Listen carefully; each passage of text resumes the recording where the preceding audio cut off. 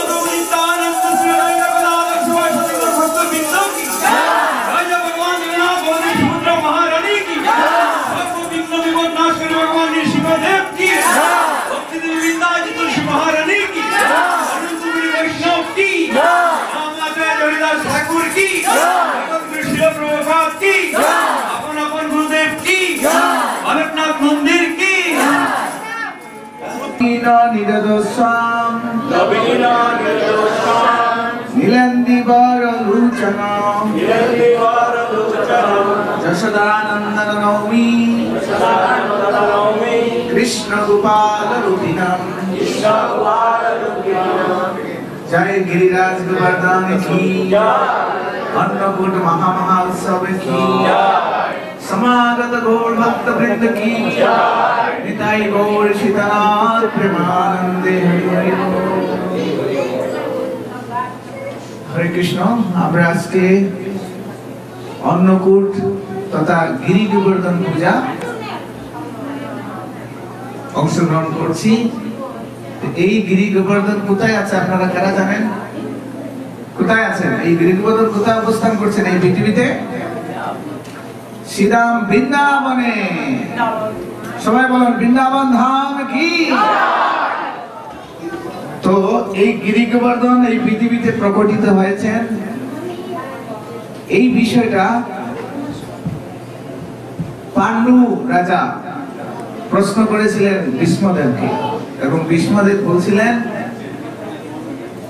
যে এই গিরি গোবর্ধনের লীলা কথা, আবির্ভাব কথা।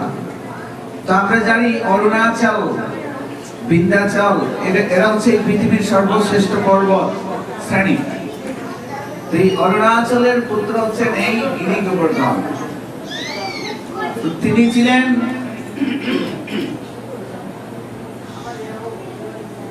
অরুণাচল পর্বত অনেক দূরে, আমাদের কাশী থেকে কুলস্থ মুনি গিয়েছিলেন এই অরুণাচল তার চিন্ময় ধামে তিনি ভগবানের লীলা বিলাসে যুক্ত রয়েছেন। তো কৃষ্ণ যখন রাধারানীকে এই পৃথিবীতে বৃন্দাবনে আবির্ভূত হওয়ার জন্য যখন তিনি তাকে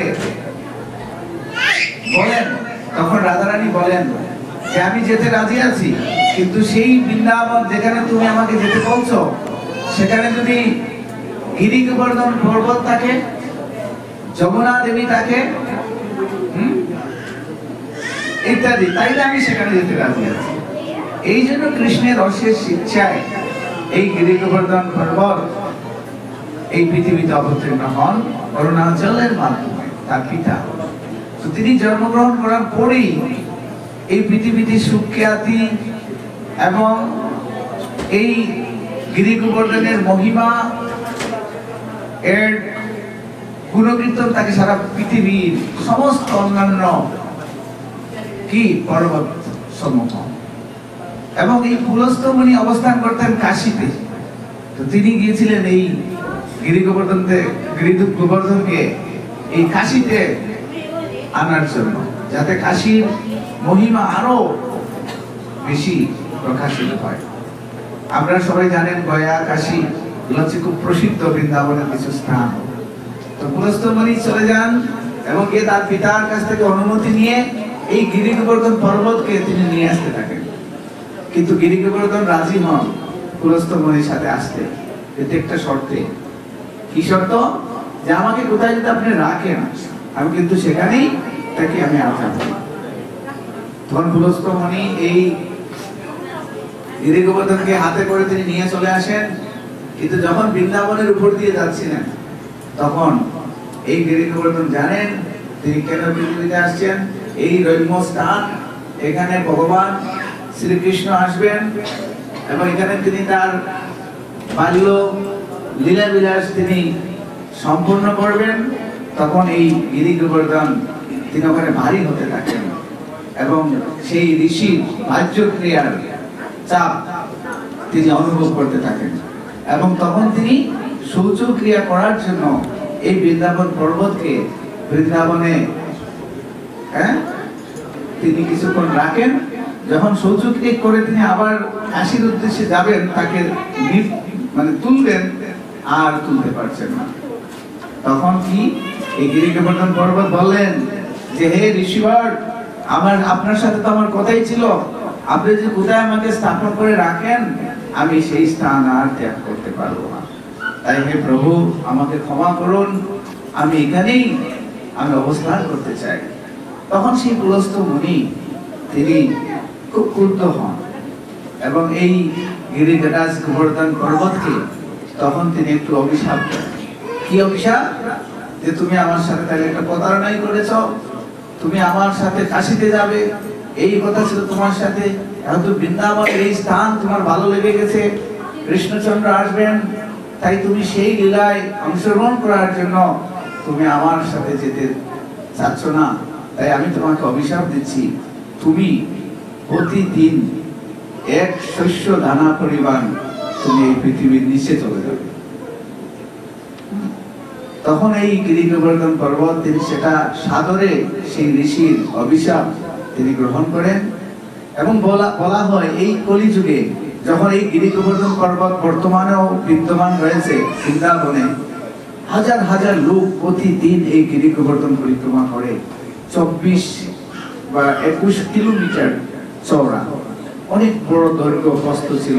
কিন্তু যেহেতু সেই ঋষির অভিশাপ ছিল প্রতিদিন এক শস্য দানা তিনি নিচে চলে যাবেন, তিনি অনেক নিচে চলে গিয়েছেন। আর এই গিরি গোবর্ধন পর্বত যেদিন সমান হয়ে যাবে তখন এই পৃথিবী শেষ হয়ে যাবে। যতদিন এই গিরি গোবর্ধন পৃথিবীতে আছেন ততদিন পর্যন্ত আমরা সুস্থ সবল কৃষ্ণ ভক্তির আশ্রয় করে আমরা দিন যাপন করতে পারবো। এই গিরি গোবর্ধন পূজা কিভাবে শুরু হলো? না, বৃন্দাবনের সমস্ত ব্রজবাসী তথা নন্দ মহারাজ প্রতি বছর তারা দেবরাজ ইন্দ্রের পূজা করতেন। কেন করতেন? এটা তার বাবা দাদা সত্যশ্রী করে আসছিলেন। কেন? যে এই পৃথিবীতে আমরা যত অন্ন শস্য খাদ্য দ্রব্য আমরা গ্রহণ করছি সবকিছু ইন্দ্রের কৃপায় হচ্ছে। কিভাবে? না, দেবতাদের রাজা হচ্ছে ইন্দ্র, দেবতাদের নির্দেশে অন্যান্য দেবতারা ঠিক সময় মতো তারা এই পৃথিবীতে বৃষ্টি, খরা, বিভিন্ন কিছু দিয়ে থাকেন। আর এটা দেওয়ার ফলে এই ভূমি উর্বর হয়, আর এই ভূমি উর্বর হওয়ার ফলে শস্য সামগ্রী উৎপাদিত হয়, আর সেই শস্য সামগ্রী খেয়ে আমরা জীবন ধারণ করি, যার ফলে আমরা দেবতাদের প্রতি দিই। সেই দিক থেকে তারা কি করতেন, দেবতাদের যিনি রাজা দেবরাজ ইন্দ্র পূজা করতেন। তো কৃষ্ণ ছোট্ট বয়সে এদিকে সমস্ত আয়োজন চলছে।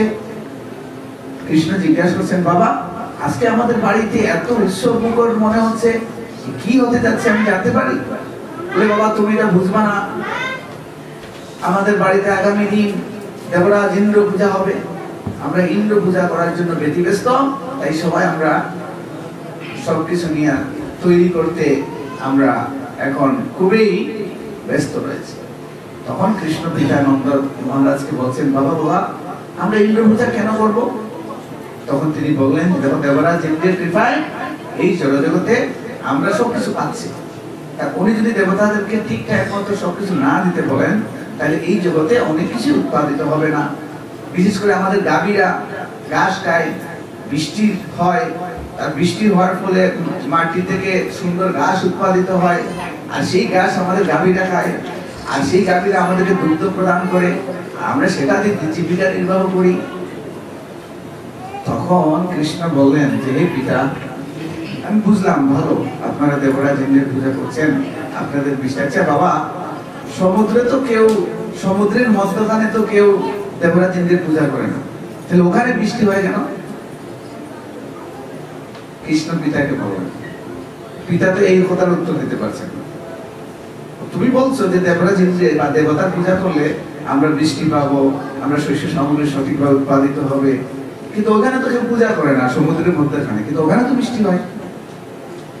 তখন নন্দ মহারাজ জানেন যে এই ছেলেটারে একটা কথা বললে এটা বুঝাইতে গেলে মহা বিপদ আছে। বাবা তুমি এখন ছোট আছো, এটা বুঝবা না। আমরা বলি না, তুমি প্রশ্ন করলে না বুঝাইতে পারলে একটু দমক দিয়ে আমরা অন্যদিকে চলে যাই, কিন্তু কৃষ্ণ তো ছাড়বেন না। তখন কৃষ্ণ বললেন যে না, তোমরা দেবতাদের দেবরাজ ইন্দ্রের পূজা করার চেয়ে তোমরা এই গিরি গোবর্ধন পর্বত, যেখানে তোমাদের গাভী গিয়ে বিচরণ করে, ওখানে ঘাস সংগ্রহ করে, যেটা তারা জীবন ধারণ করে, তোমরা ওখান থেকে কাঠ সংগ্রহ করো, তোমরা ফল সংগ্রহ করো, তোমরা সমস্ত কিছু এই গিরি গোবর্ধন পর্বত থেকে তোমরা আরোহণ করো। আমার মতে তোমরা এই গিরি গোবর্ধন পর্বতের প্রতি তোমরা ঋণী রয়েছো। তোমরা যদি বরং এই গিরি পর্বতের পূজা করো, তাহলে এটা তোমাদের সবচেয়ে শ্রেয় হবে, সবচেয়ে মঙ্গলদায়ক হবে। অনেকেই মানতে রাজি নয়, গ্রামের অনেক বড় বড় বড় পীর বা মন্ডলমারা সবাই বলছে, এটা কি বলছে কৃষ্ণ, এটা পর্বতের পূজা করবো আমরা? তখন কৃষ্ণ বললেন, দেখো তোমরা এতদিন তো গিরি গোবর্ধন ইন্দ্রের পূজা করেছো, তোমরা যা নৈবেদ্য দিতে সেটা সেই রকম রয়ে যেত, কিন্তু তোমরা যদি এই গিরি গোবর্ধনের পূজা করো, এই গিরি গোবর্ধনকে তোমরা যা দিবে সব সে খেয়ে ফেলবে, সবই তার ভোগে তিনি গ্রহণ করবেন। সাক্ষাৎ ভগবান, এখানে ভগবান অবস্থান করছেন, আপনারা করে দেখুন না। এই বলে তিনি সবাইকে সম্মত করলেন, এবং এক পর্যায়ে সমস্ত ব্রজবাসী নন্দ মহারাজ সবাই সম্মত হলেন যে ঠিক আছে, তাহলে আমরা ইন্দ্র পূজা না করে গিরি গোবর্ধনের পূজা করবো। গিরি গোবর্ধনের পূজায় সামগ্রী দিয়ে গিরি গোবর্ধনের পূজার আরম্ভ করলো। এইদিকে দেবরাজ ইন্দ্রের কানে এই খবরটা গেল কি, ছোট্ট শিশু নন্দ মহারাজের পুত্র কৃষ্ণ সে আমার পূজা বন্ধ করে সে গিরি গোবর্ধনের পূজা শুরু করে দিয়েছে। এত বড় কথা, আমি হচ্ছি স্বর্গের রাজা, আমি হচ্ছি দেবরাজ ইন্দ্র, আমার প্রতি এইরকম অসম্মান, এটা কিছুতেই মেনে নেওয়া যায় না। তখন তিনি কি করলেন, সমস্ত ব্রজবাসীদেরকে, গোপ গোপিকা গাভী সমস্তদেরকে তিনি বিপন্ন করার জন্য এই দেবরাজ ইন্দ্র কি হইলেন, মত্ত প্রমত্ত উন্মত্ত, তিনি উন্মত্ত হয়ে গেলেন। কিভাবে, যে না আমি এদেরকে শেষ করে দেব, দেবতাদের কিছু পাওয়ার আছে। তখন দেবরাজ ইন্দ্র বলেন, না আমি এমন বৃষ্টি দেব, এমন জলোচ্ছ্বাস দেবে, বৃন্দাবন নামে কোনো জায়গায় থাকবে না, সব বাসি নিয়ে চলে যাবে। 7 দিন 7 রাত দেবরাজ ইন্দ্র বৃষ্টি প্রদান করলেন। শুধু বৃষ্টি নয়, শিলা বৃষ্টি, বজ্র বৃষ্টি। আর বৃন্দাবনের ব্রজ গোপী, গোপীরা, ব্রাহ্মণরা, নন্দ মহারাজ, গাভী সব যখন পানিতে ভেসে যেতে থাকলো, সবাই চিৎকার করতে থাকলো, হে কৃষ্ণ আমাদেরকে বাঁচাও, তোমার কথা শুনে আজকে আমাদের প্রতি দেবরাজ ইন্দ্র ক্ষুব্ধ হয়ে গেছেন, তা আমরা এখন কিভাবে কি করবো আমরা বুঝতে পারছি না। তখন নন্দ মহারাজের পুত্র কৃষ্ণ কি করলেন, তোমাদের কোনো চিন্তা নেই, আমি তোমাদেরকে রক্ষা করব বলে তিনি কানে আঙ্গুলে এই গিরি গোবর্ধন পর্বতকে ছাতার মতো ধারণ করে তিনি বললেন, তোমরা সবাই এই পর্বতের নিচে এসে আশ্রয় গ্রহণ করো। নিতাই গৌর প্রেমানন্দে।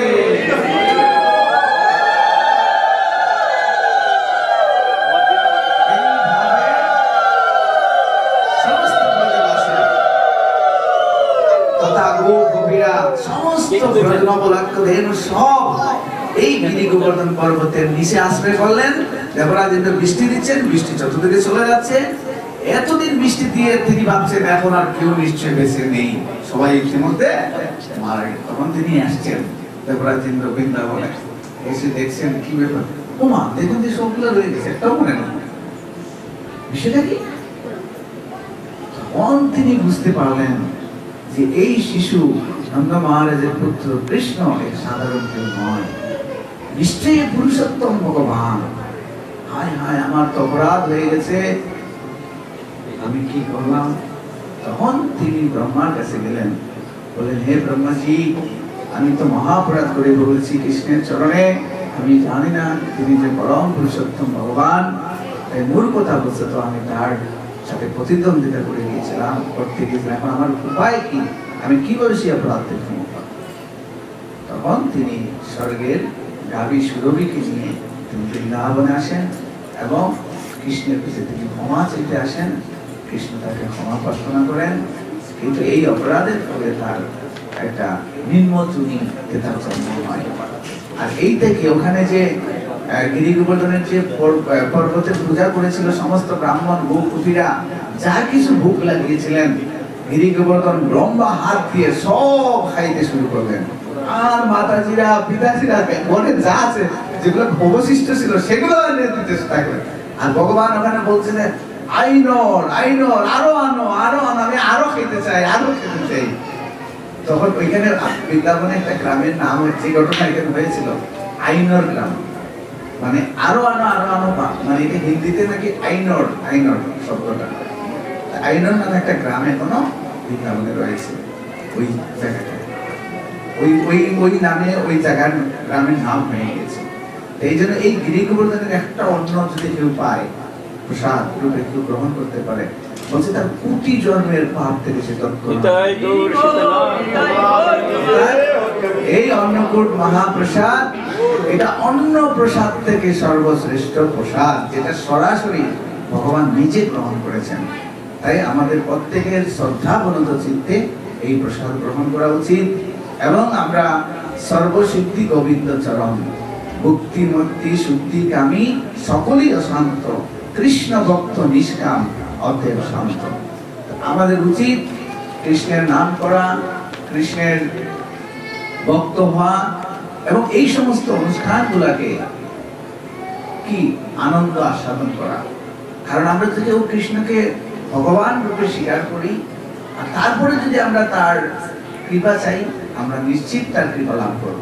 কিন্তু আমরা যদি আমাদের মনোবৃত্তি বিভিন্ন দিকে ধাবিত থাকে, তাইলে ভগবান ব্যবসায়ী স্থিতিমা বুদ্ধি সমাধূর্ণ ভিতরে, অর্থাৎ যাদের বহু শাখা বিশিষ্ট বুদ্ধি রয়েছে, তারা আমাকে একনিষ্ঠভাবে লাভ করতে পারে না। তাহলে কারা পারে? মনমনা ভগবৎ ভক্ত মজ্জাজিমান নমস্কুরু। তুমি মনে মনে আমার কথা চিন্তা করো, তুমি আমার ভক্ত হও, তুমি আমাকে নমস্কার করো, তুমি আমার পূজা করো। আমি সত্যান্তে প্রতি জানে প্রিয় সীমে, আমি সত্য প্রতিজ্ঞা করছি, তোমাকে আমি সমস্ত প্রকার পাপ থেকে আমি তোমাদের মুক্ত করব, সেই বিষয়ে তুমি কোনো দুশ্চিন্তা করো না। এই কথা আর কেউ বলে দেব দেবতারা, অন্যান্য মুনি ঋষিরা, এই যে মা কালী আমাদেরকে কি দিবেন, এই জগতে কোনো কিছু আমাদেরকে দিতে পারবেন না। কিন্তু তিনি আমাদের মুক্তি দিতে পারবেন না। মুক্তির মানে কে? মুকুন্দ। তাই ওনাকে আমরা কেন করছি? উনি একজন পরম বৈষ্ণবী, ওনার কৃপা হলে আমরা কৃষ্ণ কৃপা পাবো। সেই দিক থেকে আমরা মা কালীর পূজা করছি। হে মাতে, আপনি তো ভগবানের একজন রিপ্রেজেন্টেটিভ, আপনি ভগবানের একজন সেবক, উন্নত অনেক পাওয়ারফুল সেবক। তাই আপনি আমাকে কৃপা করুন, মার্সি করুন, আমি যেন কৃষ্ণ ভক্ত হতে পারি। এটাই আমাদের চাওয়া উচিত। অন্য কিছু চাইলে আমরা শান্তি লাভ করবো না। এই জগতে অনেক কিছু অনেকে পেয়েছে, কিন্তু শান্তি পাচ্ছে না। কেন? কারণ শান্তির চাবি যে কার কাছে আছে এটাই আমরা জানি না। এই জন্য ভগবত গীতায় স্পষ্ট বলা হয়েছে, সর্বধর্মান পরিত্যাজ্য মামেকং শরণং ব্রজ অহং তাং সর্ব পাপৈভ্যো মোক্ষয়িষ্যামি মা শুচঃ। কৃষ্ণ স্পষ্ট বলে দিয়েছে। যখন কুরুক্ষেত্র রণাঙ্গন যুদ্ধ কৃষ্ণ ভগবত গীতা দান করছিলেন, তখন কি অন্য ধর্ম ছিল? না।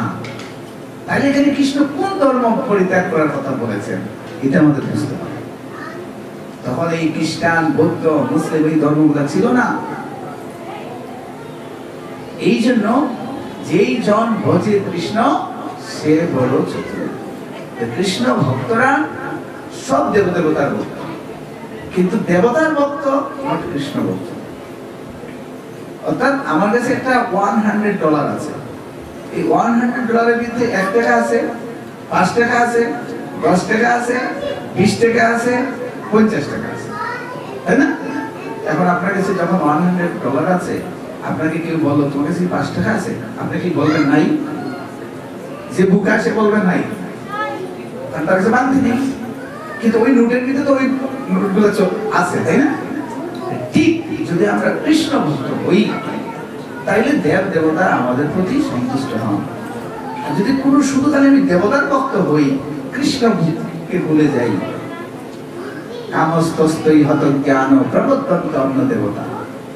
তার মানে আমি কামনা বাসনায় ভক্তিভূত, আমি একজন কর্মী, আমি গিভ এন্ড টেক, কিছু পাওয়া লাগে না পিছনে দৌড়াচ্ছি, একে নিকৃষ্ট ভক্ত।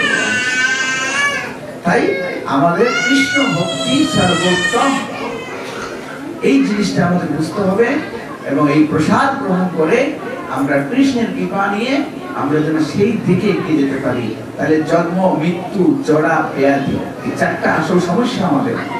আমাদের সমস্যা এটা নয় আমরা অর্থ নেই, আমাদের সমস্যা এটা নয় আমরা খেতে পারছি না, এটা আমাদের সমস্যা নয়। আমাদের সমস্যা হচ্ছে কি? জন্ম, অনেক কষ্ট; মৃত্যু, তার চেয়ে ভয়ঙ্কর কষ্ট; জড়া, জড়া মানে আমরা বৃদ্ধ হতে চাই না, কিন্তু সবাই বৃদ্ধের দিকে চলে যাচ্ছে; ব্যাধি মানে রোগের দ্বারা আমরা উপদ্রুত। এই জন্য বলছে এগুলা থেকে মুক্ত হতে হলে আমরা সর্বধর্মান পরিত্যাজ্য মামেকং শরণং ব্রজ।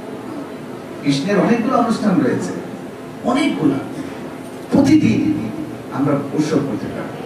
তো হরিবল, সবাইকে আমরা আমন্ত্রণ জানাই। আপনারা যারা হরিনাম জপ করেন না, অবশ্যই হরিনাম জপ করবেন। 1-2 মালা, আমাদের কাছে মালা নেই, সব শেষ হয়ে গেছে। আমরা ইতিমধ্যে 150 জনকে আমরা মালা জপ প্রদান করেছি, তো আরো লাগবে। এখন আমরা বৃন্দাবন থেকে আনাবো। আপনাদের এখানে যারা আছেন, আমাদের উমেশ প্রভু রয়েছেন, ওনার মাধ্যমে আমরা আপনাদেরকে দিতে পারি। যে যেখানে আছে, আমাদের চন্দ্রন প্রভু রয়েছেন, আমাদের রাম প্রভু রয়েছেন, এখানে আমাদের বিল্ডিং এ অনেক ভক্ত থাকেন। এই বিল্ডিং এ অনেকেই তারা জপ করেন, হরিনাম করেন। আপনারা অ্যাটলিস্ট হরিনাম, একাদশী, এই 2টা করুন আর আপনারা করতে থাকুন। আমরা যারা দেবতা পূজা করছি করি, কিন্তু সাত্ত্বিকভাবে। ওই দুর্গা পূজায় এসে আমরা ওই হিন্দি গান বাজিয়ে বিশ্রীভাবে না নাচে, মার কাছে একটা পুষ্প নিয়ে আসি, বেলপত্র নিয়ে আসি, একটু ফল কিনে নিয়ে আসি, মাকে দিয়ে সুন্দরভাবে, ভদ্রভাবে তার কাছে আমরা প্রার্থনা করতে পারি, তাহলে মা আমাদের কৃপা করবেন। হ্যাঁ, এটাই হোক আমাদের প্রত্যেকের পাত্রা। হরে কৃষ্ণ হরে কৃষ্ণ, কৃষ্ণ কৃষ্ণ হরে হরে, হরে রাম রাম রাম হরে হরে। জয় কি উত্তর আমেরিকা হিন্দু কল্যাণ পরিষদ কর্তৃক আয়োজিত আজকের মহা অন্নকূট গিরি গোবর্ধন পূজা কি জয়, সমস্ত ভক্তবৃন্দ কি জয়, শিল প্রভুপাদ কি জয়, নিতাই গৌর প্রেমানন্দে। সবাইকে অসংখ্য ধন্যবাদ। হরে কৃষ্ণ। অনুষ্ঠানটা পরিচালনা করা হবে, আপনারা অবশ্যই উপস্থিত থাকবেন। তারপর পরেই আমাদের চিচি কালীমায়ের পূজা, আপনারা সবাই অনুগ্রহপূর্বক উপস্থিত থাকবেন। আর 5টা মিনিট আমাদেরকে সময় দিবেন, আমরা প্রসাদগুলা নিচে নেওয়ার পরেই আপনারা সব প্রসাদ পাবেন। প্রসাদ পাওয়ার পরে আপনারা একটু রেস্ট নেবেন কিছুক্ষণের। প্রদীপান্তে প্রযচ্ছামি নমো অনন্তায় বেদসে দামোদরায় নবশি লোলায়াম লোলায় সহ প্রদীপান্তে প্রযচ্ছামি নমো অনন্তায় বেদসে। হরে কৃষ্ণ। আমি আরেকটা ঘোষণা করছি, আমাদের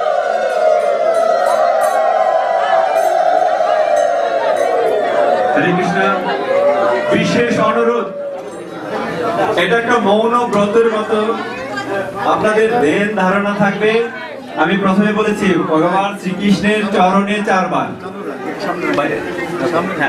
চরণে 4 বার, নাভিতে 2 বার, মুখমণ্ডলে 3 বার, সর্ব অঙ্গে 7 বার। কেউ আবার চক্রের মতো এমন এমন করবেন না, আস্তে আস্তে একদম মানে ভক্তি সহকারে, ঠিক আছে? হ্যাঁ, খুব শান্তভাবে।